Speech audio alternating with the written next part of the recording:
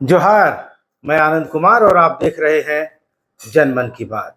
दोस्तों, आपको वो वायरल वीडियो जरूर याद होगा जिसमें खूंटी तुरपा कोलेबिरा रोड पर एक पुल धंस गया था 19 जून को और उस पर एक ट्रक फंस गया था।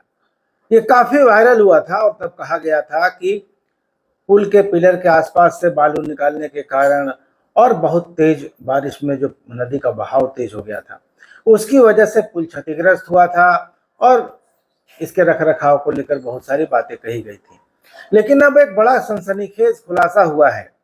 मेरे पास वो पत्र है, मैं आपको स्क्रीन पर दिखाऊंगा वो पत्र, जिसमें कार्यपालक अभियंता खूंटी पथ प्रमंडल ने अपने सीनियर यानी सुपरिटेंडिंग इंजीनियर अधीक्षण अभियंता को लिखा है और उसमें उन्होंने वो तमाम बातें लिखी हैं जिनकी वजह से वो पुल धंसा और आज तक नहीं बन पाया है, आवागमन बाधित है।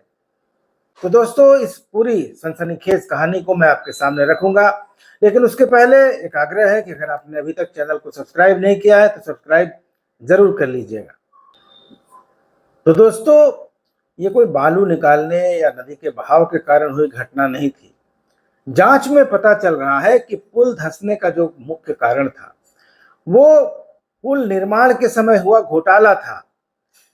चीफ इंजीनियर अभिनेंद्र कुमार की अगुवाई में एक जांच कमेटी बनी थी इस पुल के धंसने के कारणों की जांच के लिए, और खूंटी पथ प्रमंडल के कार्यपालक अभियंता ने जो चिट्ठी लिखी है अपने सीनियर को, उन दोनों से इस बात की पुष्टि होती है कि इस पुल के निर्माण में ही क्वालिटी के मानकों की, क्वालिटी के स्टैंडर्ड्स की पूरी तरह से अनदेखी की गई थी।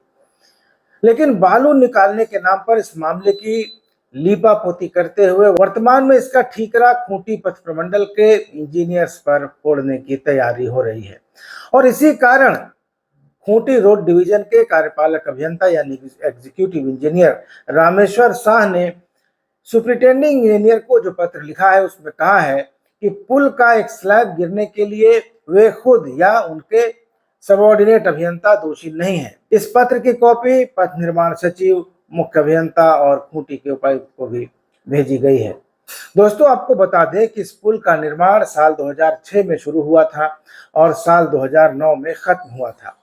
उस समय इसकी लागत 1 करोड़ 14 लाख रुपए थी। कार्यपालक अभियंता के पत्र में बिल्कुल साफ साफ कहा गया है कि न तो आपदा यानी नदी का तेज बहाव इसका मुख्य कारण थी और न बालू की निकासी जो पुल गिरने का कारण बनी, बल्कि निर्माण के दौरान नींव, पाइलिंग और परीक्षणों की लापरवाही इसका प्रमुख कारण रही थी। पुल दरअसल फाउंडेशन फेलियर के कारण गिरा था। पुल के खंभों की डिजाइन के अनुसार 19 मीटर गहराई तक पाइलिंग करनी थी, 19 मीटर गहरा गड्ढा खोदकर उसको नींव बनानी थी, लेकिन साइट पर यह काम ठीक से नहीं हुआ। पाइलिंग की गहराई और क्वालिटी डिजाइन के मानकों से मेल नहीं खाती है, यानी नींव ही कमजोर बना दी गई तो पुल टिकता कहां से। दोस्तों, पत्र में कहा गया है कि स्वीकृत डिजाइन के मुताबिक, ड्राइंग के मुताबिक पुल के कुल पाइल्स की डेप्थ 152 मीटर होनी चाहिए थी, लेकिन मापी पुस्तिका में 119.2 मीटर ही दर्ज है। रिमार्क में कहा गया है कि 6 दिनों के अंतराल में 6 पाइल कास्टिंग की गहराई को अपडेट किया गया है। पहली पाइल कास्टिंग की तिथि 10 जनवरी 2008 दर्ज है, जबकि दूसरी पाइल कास्टिंग की एंट्री तिथि 16 जनवरी 2008 है। जबकि पाइल कास्टिंग कभी भी 2 लेयर्स में नहीं की जानी चाहिए। 2 लेयर्स में पाइल कास्टिंग करने से पाइल फाउंडेशन की मजबूती यानी स्ट्रेंथ कमजोर हो जाती है। दोस्तों, जांच रिपोर्ट में सुझाव दिया गया है कि विभागीय जांच और फोरेंसिक ऑडिट कराया जाए इस पुल का, और अगर गलतियां साबित हुई तो निर्माण कराने वाले इंजीनियर्स और ठेकेदारों पर कार्रवाई हो सकती है। लेकिन आइए जानते हैं कि गड़बड़ी कहां कहां हुई इस पुल के बनाने में। पहली गड़बड़ी की पुल के खंभों को डिजाइन के अनुसार 19 मीटर डेप्थ यानी गहराई तक पाइलिंग की जानी थी, लेकिन साइट पर यह काम ठीक से हुआ नहीं। पाइलिंग की गहराई और गुणवत्ता डिजाइन के मानकों से मेल नहीं खाती है, यानी पुल की नींव यानी P1 के पाइल फाउंडेशन में धंसने से दिक्कत हुई, जिससे ऊपरी हिस्सा यानी गर्डर और स्लैब हिल गया और अपनी जगह से हट गया, डिसलोकेट हो गया।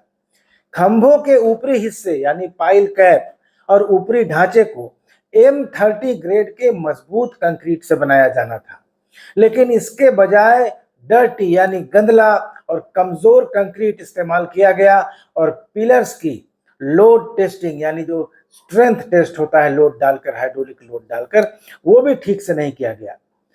यह कहा गया कि पुल की डिजाइन में साफ तौर पर लिखा था कि खंभों यानी पिलर पाइल्स को स्कार लेवल यानी एक खास लेवल की गहराई तक मजबूत स्टील की परत यानी लाइनर से ढकना जरूरी है ताकि वे मजबूत रहें। लेकिन जब साइट पर जाकर देखा गया तो पता चला कि कहीं भी स्टील की परत का इस्तेमाल नहीं किया गया। इसका मतलब है कि निर्माण में एक बड़ी लापरवाही हुई जो पुल की कमजोरी का एक बड़ा कारण हो सकती है। खंभों में स्टील कमजोर हो गया, उसकी इलास्टिसिटी या लचीलापन उसका जाता रहा और पुल की सतह नीचे धंस गई। इसके लिए जमीन को मजबूत करने यानी फ्लोर प्रोटेक्शन और बोल्डर्स का सही इस्तेमाल नहीं किया गया। साइट पर मिट्टी और चट्टानों की जांच, जिसे कन्फर्मेटरी बोरिंग कहते हैं, वो की गई थी, जो बताती है कि वहां की मिट्टी कैसी है, वहां का हार्डनेस कैसा है मिट्टी का। लेकिन इस जानकारी को पुल के निर्माण में सही तरीके से इस्तेमाल नहीं किया गया और चेतावनियों को अनदेखा कर दिया गया, उनको पूरी तरह से इग्नोर कर दिया गया। इसके अलावा साइट पर जो लोग काम की देखरेख कर रहे थे यानी ठेकेदार, उनके लोग और इंजीनियर्स, उनके रिकॉर्ड और उनके मीटिंग्स में कई खामियां थीं। सामग्री की जांच यानी पुल के निर्माण में जो भी मटेरियल लगा और जो भी उसके निर्माण की निगरानी की जानी थी, मॉनिटरिंग की जानी थी, वो भी ठीक से नहीं की गई। दोस्तों, रिपोर्ट कहती है कि पुल का P1 पाइल फाउंडेशन बैठ गया यानी सेटल कर गया। इसकी वजह से पाइल कैप और सब स्ट्रक्चर यानी खंभों के ऊपर का हिस्सा अपनी जगह से खिसक कर नीचे धंस गए। इसका नतीजा यह हुआ कि पुल का सुपर स्ट्रक्चर यानी ग्रिडर स्लैब असंतुलित होकर झुक गया। डिजाइन के अनुसार M30 ग्रेड का हाई क्वालिटी कंक्रीट इस्तेमाल किया जाना था, लेकिन क्वालिटी टेस्ट और इसका कंट्रोल कमजोर रहा, जिससे RCC कैप और पाइल हेड कमजोर हो गए।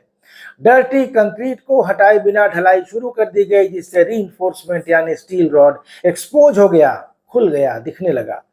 स्टील को पर्याप्त कवरिंग नहीं दी गई, इससे लोहे की क्षमता खत्म हुई और पुल का एक हिस्सा रिप रैप होकर धंस गया। पुल के दोनों तरफ बोल्डर या फ्लोर प्रोटेक्शन के अधूरे इंतजाम के कारण पानी का बहाव सीधे पिलर्स पर दबाव डालता रहा और पिलर को धीरे धीरे कमजोर करता रहा। दोस्तों, रिपोर्ट में बिल्कुल साफ साफ कहा गया है कि यह डिजाइन की गलती नहीं थी, बल्कि यह निर्माण और निगरानी यानी कंस्ट्रक्शन और मॉनिटरिंग की लापरवाही थी। पेडेस्टल और पाइलिंग की गहराई मानकों से मेल नहीं खाती है। पाइल में क्रैक और अधूरा लोड टेस्ट साबित करता है कि उस समय निगरानी और परीक्षण में गंभीर कमी रही, गंभीर लापरवाही बरती गई। रिपोर्ट सीधे लिखती है कि पुल के गिरने के पीछे न तो कोई आपदा थी, न कोई बालू निकालने का उपक्रम था। यह विषय बाद के तौर पर उठाया गया, पर मूल जो गलती थी, जो बेसिक जो गलती थी, वो निर्माण के चरण में ही थी।